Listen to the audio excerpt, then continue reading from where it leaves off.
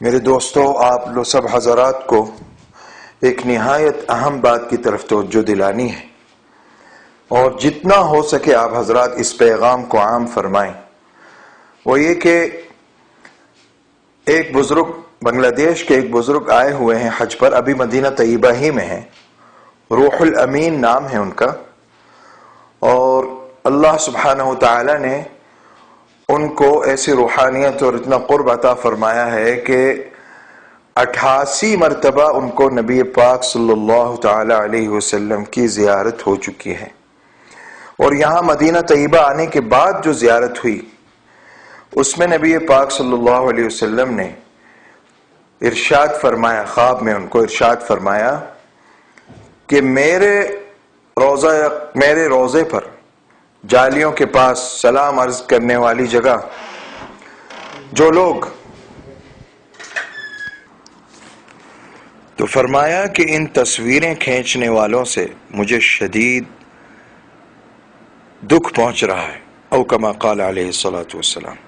یہ لوگ جو روضہ اقدس پر تصویریں کھینچ رہے ہیں، موویز بنا رہے ہیں، ان کے بارے میں فرمایا کہ مجھے ان لوگوں سے شدید تکلیف ہے۔ یعنی آپ صلی اللہ علیہ وسلم کو نہایت دکھ ہے کہ میرے یہ امتی کیا کر رہے ہیں۔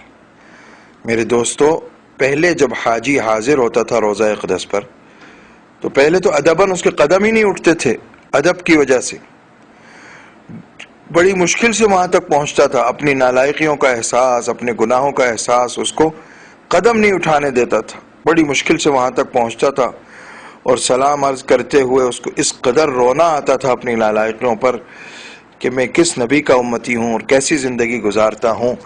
اتنا روتا تھا وہ، روتے روتے اس کا رومال تر ہو جاتا تھا، اس کے آنسو رکنے کا نام نہیں لیتے تھے۔ آج کیا ہو رہا ہے؟ پہلے سے کیمرہ آن کر کے وہاں پہنچتے ہیں، اور ساری توجہ کیمرے کی طرف اور مووی کی طرف اور پکچر کی طرف، یہاں تک کہ بعض بدنصیب اللہ کے نبی صلی اللہ علیہ وسلم کی طرف پشت کر کے کھڑے ہو جاتے ہیں اور دوسروں سے کہتے ہیں کہ تم میری مووی بناؤ۔ ایک دوست پہلے کھڑا ہوگا، ایک شخص کھڑا ہوگا، بالکل پشت کر کے اپنی کمر کا رخ نبی پاک صلی اللہ علیہ وسلم کی طرف کرے گا اور اس سے کہے گا اپنے ساتھی سے کہ تم میری مووی بناؤ۔ پھر وہ کھڑا ہوگا اور یہ بنائے گا اس کی مووی۔ یہ کیا ہے؟ یہ کس قدر بے ادبی اور بدنصیبی کی بات ہے۔ میرے دوستو، اللہ سے ڈرو، اللہ سے ڈرو، اے حاجیو، اللہ سے ڈرو۔ تم یہاں اللہ کو راضی کرنے آئے ہو یا اللہ کی ناراضگی مول لینے آئے ہو؟ اللہ سے ڈرو، اور ہر وہ شخص جو اس پیغام کو سنے خوب عام کرے، خوب عام کرے، خوب پھیلائے اس پیغام کو۔